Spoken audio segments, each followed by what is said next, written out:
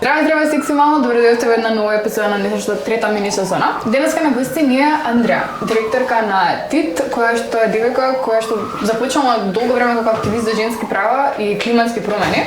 А има и два мастери, едниот од областа на европска интеграција, а другиот за интернационални односи. Здраво, Андреа, како си ни? Здраво, Милена, супер сум, фала ви многу на поканата. Фала ти што се согласи да дојдеш. А конкретно многу ми е мило што ти си на некој начин експерт да зборуваш во овие области, затоа што се чувствувам како мејнстрим феминизмот да се фокусира на многу тесна демографија. Примерно, мислам, на кој да од моја генерација или верувам генерално, глобално да кажеш, не знам, наведи ми неколку феминистки, секој ќе ти ги кажа типа да не знам, Вирџинија Вулф или Силвија Плат, некој тип на бели привилегирани богати жени од кои што од страна им изгледаат како да немале доволно проблеми, односно имале слободно време да се расправаат за фиктивни концепти кои родова еднаквост. Меѓутоа, реалноста за феминизмот е дека тоа движење започнато од просечни жени кои што се соочувале со своите просечни проблеми, меѓутоа во тој некој дискурс кој што се повеќе станува и се сведува на панел дискусии, на дебати, примарната поента се губи. Така што, кој ти би можел да кажеш дека се нашите невидливи сестри во Македонија? Фала ти прво за прашањето. Можеби ќе се навратам неколку чекори назад на многу добриот двовеч што го даде и да искоментирам на тоа. Значи, феминизмот во денешно време и претходниве неколку години завзема некој многу интересен и различен замав, кој што од една страна привлекува луѓе кои што го поддржуваат, а од друга страна елиминира многу луѓе. И не знам, просечниот човек би си рекол, окей, феминизмот се бави за еднаква позиција на жените во општеството, тоа значи дека сите жени автоматски го поддржуваат. Но може да почнеме од тој постулат дека не е така, дека во денешно време феминизмот станува како на некој начин срамотна збор. Мене многу често ми се случува, не знам, седиме во кафич, правиме најрандом муабет, јас сум можеби малце погласна и подоминантна од тоа што се очекува една жена да биде и добивам коментари од мажи кои што седат со мене на маса кои прв пат ме запознале, дали си ти феминистка? Значи, онака буквално ја го перцепираат мојот феминизам само по начинот на кој што зборам и од една страна мене ми е тоа супер заради тоа што луѓе го знаат зборот и почнуваат да го идентификуваат во таа некоја еманципација на жените кои што сега се поохрабрени да зборат и да се погласни и на крај мислам не е само феминизмот да си погласен, него да си ти тоа што сакаш да бидеш во твојата кожа, а да општеството тоа да не го суди на таа база. А од друга страна бев шокирана као вау, од 5 минути и од мојот нарав и начин на зборење и како стоев и како се поставив, ме нарековте феминистка, ама не како нешто добро, него како нешто лошо. Нема нешто е How to lose a guy in 10 days, which me do it in 10 seconds. Најверојатно, да, во таа насока. И тоа ми беше првиот некој реалити чек дека имаме мал проблем и сега моментално мислам дека има простор за групирање на луѓе во една заедница против феминизмот. И се наоѓаме во некоја бојно поле, кај што сме поставени едни према други, не знаеме точно зошто, заради тоа што кога ќе седнеме малце посмирено ќе ги разговараме работите, сваќаме дека едната и другата група кои што седат едни спроти други се согласуваат за постулатите на феминизмот. Но мислам дека имаме мала утка и нешто што можеме да го подобриме не само и ние што се декларираме како феминистки, него и луѓето што не перцепираат како такви, е самиот пристап. Значи како збориме за феминизам, од која позиција тргнуваме, што не притиснало да се бавиме за тоа. И сега доаѓаме до тој момент на невидливите сестри. Мислам дека секоја една жена во својот живот од различни причини одлучува да почне да се бави со феминизам. И секоја една жена има различно време и различни ресурси кои што може да ги посвети на тоа. И причината поради која што сега го перцепираме феминизмот како резервиран само за веќе на некој начин еманципирани, образовани, да ги наречеме жени од белата раса, од висока социоекономска позиција и слично, е заради тоа што најверојатно они ги имаат условите и ресурсите и да се изразат подобро и да бидат присутни во простори каде што се пропагира тој феминизам и да бидат видливи на телевизија и во медиуми. Но она што е според мене клучно тука, заради тоа што ја на некој начин се декларирам дека припаѓам на таа група на привилегирани феминистки, затоа што сум одлучила, имам време, простор и капацитет да не се бавам со преживување, него да значи сум во некоја поволна позиција да можам да го посветам моето време и ресурси на залагање за женските права. Сега, она што е многу клучно е јас да ја препознам својата позиција на привилегираност, да не ја носам истата капа на угнетување на мојата позиција наспрема жена ромка, наспрема жена која што е во тешка сиромаштија, наспрема жена која што има здравствени проблеми и можеби лежи во болница, наспрема жена пензионерка, наспрема жена од друга религија и слично, кои што можеби никогаш нема да ги имаат можностите како нас да нити да се како да кажам, да образуваат е грешно, но јас кога сум почнала со феминизам не сум била толку еманципирана да зборам вака на подкаст како што сега. И тоа мораме да го разбереме. Не секоја жена која што ќе најдеме на улица ќе биде спремна да дојде да збори, иако зборењето за феминизам треба да биде нешто многу искрено и автентично. Не секогаш треба да биде подкрепено со статистички податоци. Тоа е задржано за тие кои што ги прават политиките, но за нас, ја како што се сметам за некој секојдневен феминист, битно ми е да зборам од срцето и да ги раскажувам моите секојдневни искуства. Сега, ако феминизмот како идеологија се залага за подигнување на жената без разлика на која социјакономска класа припаѓа, без разлика во која религија верува, без разлика како се облака, без разлика како решава да си го живее животот. Но јас за да можам да сум добар, како да кажам, advocate за тоа, јас морам да ги знам реалностите на овие жени. А знаењето на реалностите на овие жени значи креирање простор за они да бидат присутни на масата, каде што се носат некои одлуки и се формираат некои ставови и размислувања, бидејќи ако не се присутни, јас колку и да читам за жените од друга религија, колку и да во теорија сметам дека знам и сум завршила еден мастер за тоа, за таа културна интеграција и стварно мислам дека теоретски ги имам податоците и сум подкрепена, никогаш не можам да знам толку реално за искуствата на овие жени колку кога би седнала да разговарам со нив. И мислам дека тука подклекнуваме дали од немање ресурси, дали од немање време, дали од мислење наивно дека со самото тоа што застапувам за сите жени дека автоматски јас ги знам реалностите на сите жени, но треба навистина екстра труд за да го најдеме тоа место во гужвата, така ни се вика нас и квир програмата, што ни е курирана од Душица, гужвата од феминизма да го најдеме место за секоја една жена од различна припадност, каква и да е таа, да може да го каже својот глас, иако тој можеби никогаш ќе се разликува од моето мислење. Не се работи за тоа дека има една форма на феминизам и само таа треба да атираме до крај, него да разбереме перспективата и на другите жени и да ги поддржиме во нивната контекстуална борба што можеби е целосно непозната или нешто со кое што на индивидуално лично ниво не се слагаме. Можеби да имаш бела феминистка која не се слага со носење на бурка, на марама околу на главата, но тоа не значи дека треба да ја суди онаа која што носи, него треба да ја разбере кои се причините и доколку тие се искрени и вистински, да најде простор да го објасни тоа на поширокото општество дека не треба да се суди на таа база заради тоа што тој избор за носење на таа марама за таа жена значи еманципација на било каков начин. Фала ми може да нагласи тој момент дека усвари јас сум тука на подкаст затоа што сум имала среќа да средам како Милена од Карпош што и било на подкаст, а не сум била Милена нека помала рурална средина каде што можеби потешки животни услови ми налагале многу поитни проблеми отколку не знам мојата застапеност или мојата еднаквост или мојата видливост.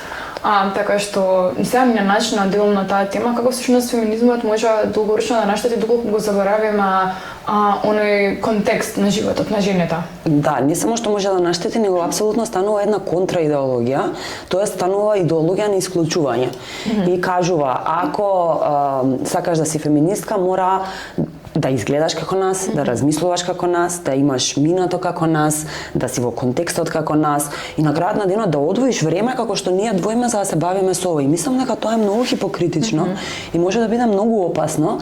За волја на вистината, дали сама сум се изложила или некако се наоѓам во општествена позиција каде што комуницирам многу со жени од секакви различни позадини и секој пат ми е онака као шлаканица на суво дека чекај малце, овој феминизам ја што го тирам, за кој што многу е лесно да западнеш во ленслайд, да мислиш дека тоа е тоа, пораката ми е напишана и сега само ова го буткам, сваќам дека таа порака ја што ја буткам дека не резонира со жените околу мене воопшто.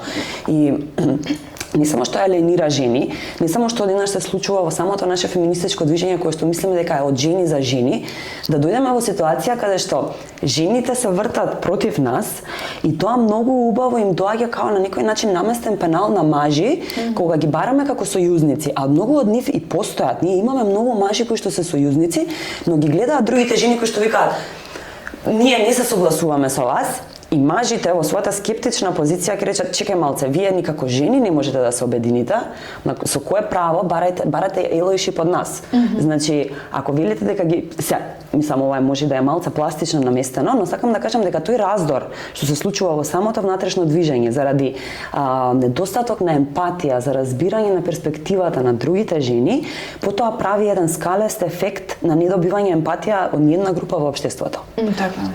Мислам чисти коментари што ги добивам зашто би ве поддржале вие кога до сега седев со друга група на жени која што исто така не ве поддржува. Значи на крајот изгледа дека ние сме едно малцинство кое што до некој начин и со право од наша перспектива станува луто и агресивно, пошто дава се од себе да промени, а само алиенира луѓе се повеќе и го добиваме ефектот на премногу сте љути, премногу сте агресивни и стварно се фаќам себе си во позиција кај што да, сум станала лута и агресивна заради тоа што можеби не го правам ова на правиот начин на кој што треба да го правам.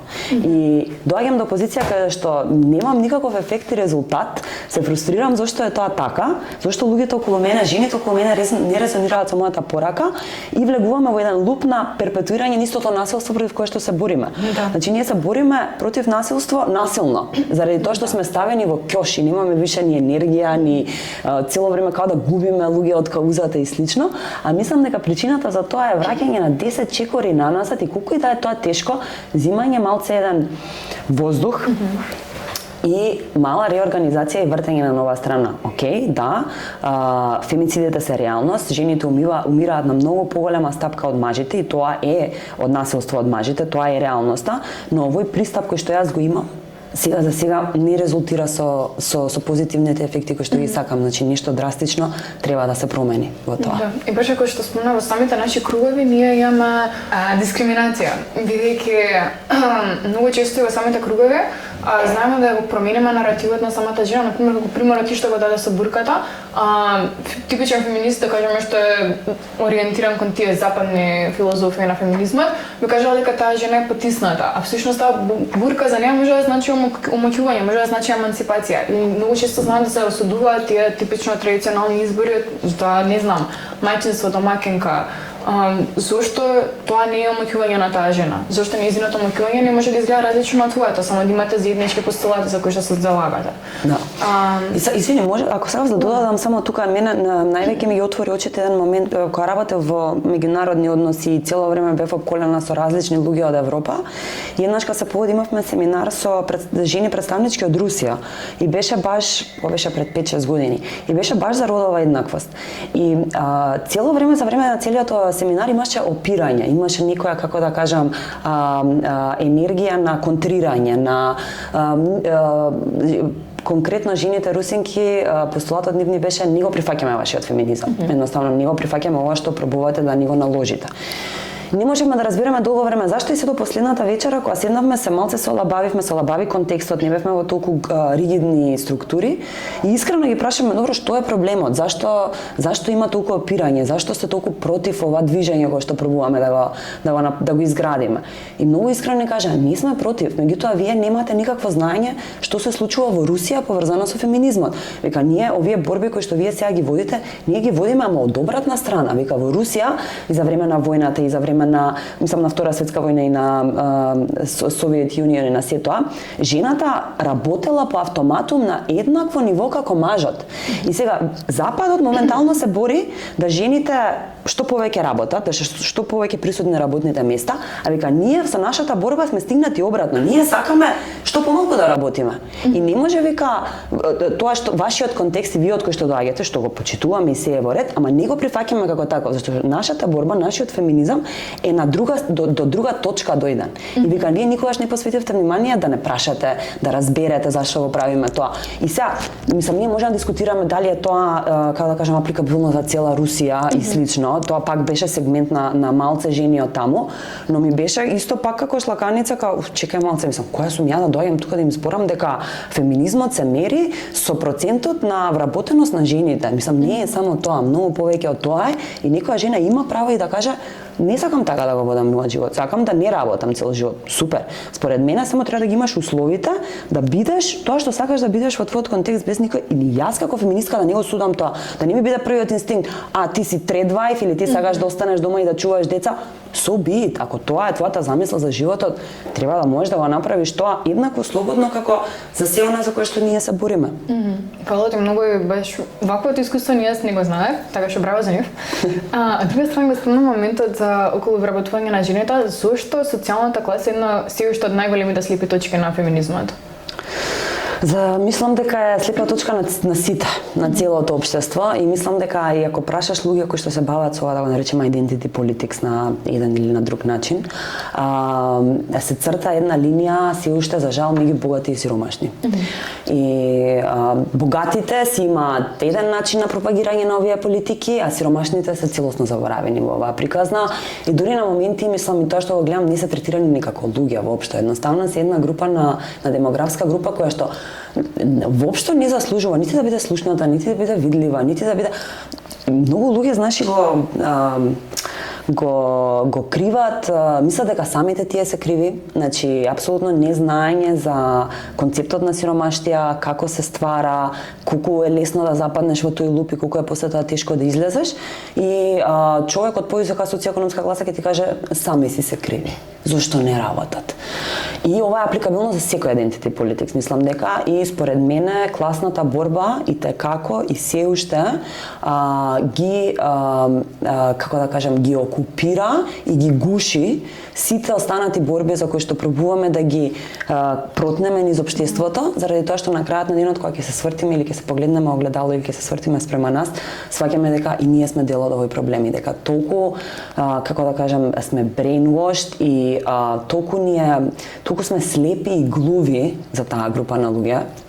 Мислам јас вклучително иако давам ефорт да не бидам, де факто бидување дел од овој контекст кој што лесно те влече во некој вакуум, многу лесно забораваш на тие луѓе и мене еден реалити чек за ова ми е имам една жена која што доаѓа ми помага дома со чистење еднаш месечно, припаѓа на ромската заедница и јас покрај тоа што мислам ми помага со чистење и се, ја толку сум среќна што имам неа во животот, заради тоа што секој пат кога доаѓа кај мене останувам цел ден дома и разговарам со неа и имам една целосно различна перспектива на работите, мислам без да она има повеќе деца, има една дете која што со посебни потреби и доаѓа дома и ми раскажува такви животни приказни да јас се срамам сама од себе за својата работа и што правам, мислам и цело време сум како да стигнам до вас, како да стигнам до тоа да се бавам со тебе, мислам ми раскажува приказни од типот на детето кое што има Даунов синдром го подсмеваат во мало и заради тоа што нема никаква поддршка од никој, она решава сама да ги преземе работите во своји раце и физички да се пресмета со тие жени.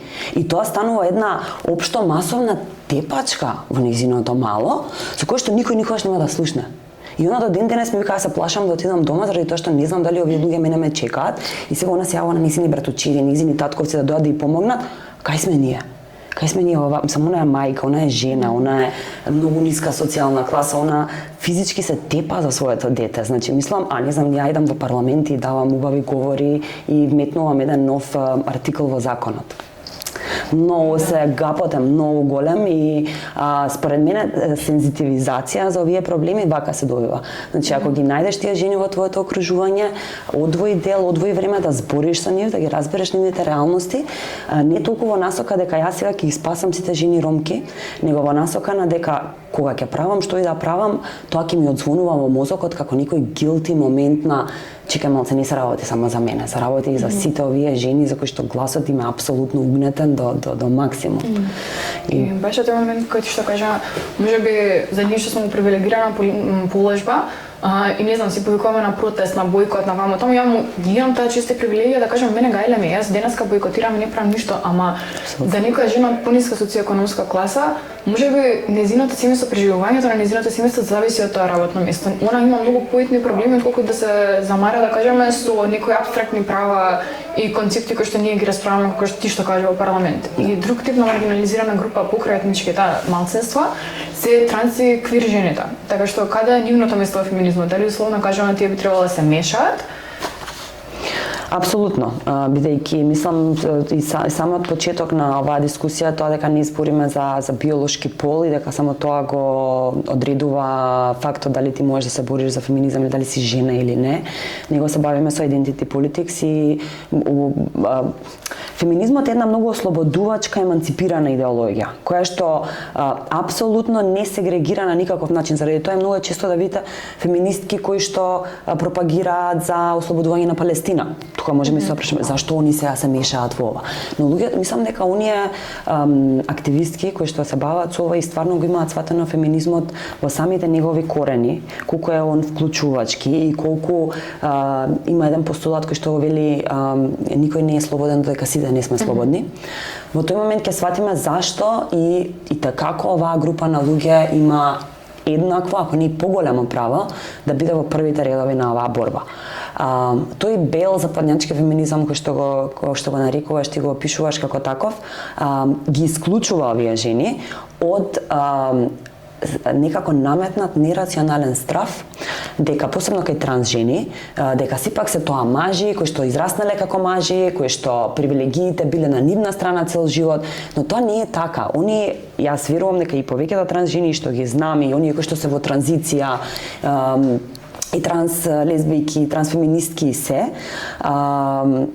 никогаш не имале корист од таа привилегија која што мажите кои што се чувствуваат како мажи ја имале.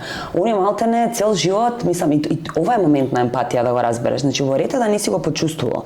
Но само треба да разбереш дека некој не се чувствува како свој во своето тело. И тоа му прави до толку немир да тој човек не може да спие со тоа, не може да јаде, не може да излага да се дружи. Едноставно е како една горлива, еден горлив порив кој доколку не го проследат и него како да кажам, трансформира до степен до кој што замислиле дека ќе го трансформираат, они не се осеќаат како луѓе. Така да, апсолутно не е дека тоа биле некои, не знам како да ги речам, мачо мажи кои биле со огромни бицепси, пиеле еспресо и пушеле цигари и не профитирале од системот, па одеднаш рекле ај сега ни е интересно ќе станеме феминистки. Него нивната борба е преемотивна и претешка и постојано со секој чекор во нивните транзиции се постојано бомбардирани од физички пресметливи луѓе до вербално пресметливи луѓе, до апсолутно според мене на целосните маргини на општеството заедно со, да ги наречеме, жените од најниските социјоекономски ставови. И мислам дека е хипокритично како феминистки да кажеме не се замараме со нив, заради тоа што пак се враќаме на постулатот. Ако сите не сме слободни, никој не е слободен. Така да, џабе. Плюс, како ти што кажа, женственоста не се сведува само на биолошкиот пол, тоа е целосен концепт и дека патриархатот ќе потиснува женственоста, која што всушност родов идеал и за ова сведочиме и преку искуството на транс жените кои што транзитирали имаат комплетно различно искуство во секојдневни ситуации како мажи, во секојдневни ситуации како жени, така што нивното вклучување во ова движење не ги намалува, тоест не ги минимализира проблемите на цис жените, всушност само го прави поосетливи, поемпатични, а дава и другата страна на паричката. Дека всушност не се работи за нешто против биолошки жени, туку е потиснување на женственоста и сите женски карактеристики. Ама и тоа значи во насока е за, например, јас цел живот се борам со стереотипи на тоа дека сум премаженствена. Значи јас цело време добивам, не знам, коментари дотирај се побаво, облечи се повеќе како девојче. И сега мојот порив да се застапувам и за нив доаѓа од тој момент на нема само еден идентитет да се биде жена. Тоа се милион различни идентитети и ако јас сум била напад на тоа и сум успела да се изборам да кажам не, јас сакам панталони да носам или сакам така да се облакам или не сакам да ставам шминка или што и да е, со кое право јас можам да му кажам некој да не биде женствен во неговото однесување. Така да, и за тоа сакам да кажам дека и самите жени имаат милион различни начини на изглед и на представување. Фала ти многу и пробуваме како невладина организација да ги вклучиме што е можно повеќе маргинализираните групи, сепак дали сметаш дека тоа е застанало на ниво на токенизација кај нас или има вистинско вклучување? Тука малце ќе го одговорам прашањето од друга страна. Тоа е, мислам дека за жал кај нас конкретно, не можам да зборам за надворот кај нас, но кај нас ние живееме во еден систем каде што државата де факто нема капацитет да ги завршува своите обврски со интензитет и начин на кој што треба. И тоа создава еден вакуум каде што граѓанскиот сектор пробува да го пополни со своите ограничени ресурси, со своите постојани напади од владачките структури, со своите постојани, како да кажам, пориви за преживување и слично. Така да невладиниот сектор носи на грб цел еден сегмент што владата треба да го прави, што властите кај нас треба да го прават, но не го прават.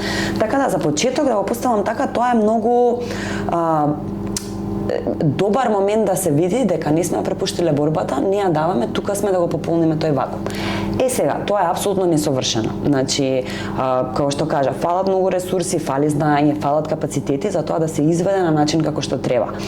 Од една страна имаме организации кои што сакаат тоа да го направат искрено, сакаат вистински да ги вклучат овие невидливи жени, сакаат да им го дадат просторот, но често не знаат како и завршуваат во тој токенизам што го кажуваш. Од друга страна, имаме организации кои што не се ни трудат да го променат тоа и апсолутно како само токенистички ги внесуваат во својата работа, како што се вели за наслики или за да се потпишат на листа дека биле тука се од друга заедница. Но не би рекла дека сите организации го прават тоа. Има многу организации кои што се одличен пример и организации од самите заедници, многу ромски организации кои што го прават тоа одлично и според мене на крајот на денот ако ние сме да речеме титинки, ние се бравиме со култура и феминизам на некој начин, на некоја раскрсница меѓу тоа. И сега одеднашка сакаме да почнеме да се фокусираме на жени ромки. Според мене пристапот не е да од нигде никаде јас сега напишам проект што ќе ги вклучи жените ромки, него да идентификувам таа организација која што и такако веќе го прави тоа на многу добар начин и да изградам партнерство со нив. И мислам дека иднината на феминизмот, ако сака да преживее, е само преку градење на овие партнерства, каде што ги идентификуваме и ги препознаваме веќе етаблираните организации и луѓе кои што во тој даден сегмент со кој што сакаме да се бавиме, имаат успех и го прават тоа добро, и им даваме дополнителен ветер во грб на нив. Наместо да ги прескокнеме и да пробаме да направиме нешто преку нив, што мислиме дека ќе биде подобро, а многу пати е полошо. Да, и баш добро го постои, не треба да го имаме тој мајндсет, го правиме ова за нив, туку го правиме ова со нив. И баш во нивната заедница со нивните организации. И ќе го правиме тоа што ќе ни кажа, дури да не го разбираме, дури да ни е страно, дури да ни е контра, можеби никогаш на тоа за кое што се залагаме или мислиме дека се залагаме, тие партнерства мора да служат во насока на учење едни од други. Значи ја преку тоа партнерство не само што ќе го дадам тој ветер во грб, него ќе научам многу за твоите предизвици и понатака тоа мене ми се компартментализира во мозокот како некое досие што нема да го снима никогаш. И секој нареден проект што го опишувам и како ќе ми одзвонуваат тие приказни, тие контексти, тие зборови и ќе си го најдат своето место во нашата работа. Да, и кој што кажам, дека преку тој токенизам ние обезбедуваме видливост, меѓутоа видливост не е реална моќ. Никако. Доколку, тоест не значи емансипација, доколку не им дадаме простор и пристап до реална моќ. Така што како преку нашиот активизам медиумите да направиме простор за овие жени навистина да се чувствуваат омоќано. Да, јас тоа порано многу се бавев и со млади и секогаш имам еден, како да кажам, доста строг критериум за граѓанска вклученост, а ова го гледам во некој начин до таму. Значи, можеш да им дадеш, има 3 постулати: простор, глас и моќ. И мислам дека ние сме заглавени на концептот простор. Ние кога ги викаме да се сликаат, кога ги викаме да се потпишат, кога ги прескокнуваме вистинските играчи, одиме преку нив, ние само им даваме простор да ни оплеменат собата, да ни оплеменат сликата, да тоа да изгледа малце поубаво и подиверзитетно. Наредното е да им дадеме глас. Значи наредното е да дојдат да зборат на овој подкаст. Наредното е да не се само во текстот на Слободен печат, него да се во емисија. Да зборат непрекинато, да раскажуваат за нивните проблеми. Тоа е вториот чекор на значајно вклучување. И третиот е моќ. Тоест, дали оние имаат истата моќ да влијаат со своите приказни глас и искуства колку што имаме ние останатите. А никој не може да им го даде тоа повеќе и подобро од оние кои што сме веќе во таа позиција на моќ. Така да и како е наша одговорност да ги пробиеме тие канали, да прво да го направиме тој простор, второ да го направиме тоа време и контекст да нивниот глас биде чуен, а трето да се осигураме колку и да тој глас што ќе го чуеме и тие приказни што ги чуеме ни се нас страни или незначајни или далечни, да се бориме за нив еднакво како што се бориме за нашите. И нема веќе наши нивни. Значи, тоа е. Едно сме. Фала ти многу. Мислам дека може да заклучиме дека после сето ова кажано феминизмот не е само борба на бели привилегирани жени, туку припаѓа на сите. И треба да бидеме осетливи кон контекстот и реалноста на жените кои што можат или не можат да се вклучат. Од друга страна, свесно и активно да ги вклучиме маргинализираните групи, иначе како ти што кажа да соработуваме со нив и да им дадеме простор, глас и моќ. И на крајот мислам дека дефинитивно се потребен некој тип на остан автентични репрезентации и образовни реформи што нас ќе не сензибилизираат повеќе кон оваа тема и да можеме да изградиме свет каде што имаме вистинска, да кажеме, равномерна распределба на моќта во просторот. Така што Андреја, фала ти многу што ни беше гостинка денеска. Фала ви на вас, фала многу, баш ми беше драго. Фала ти. Се гледаме на наредната епизода. Чао!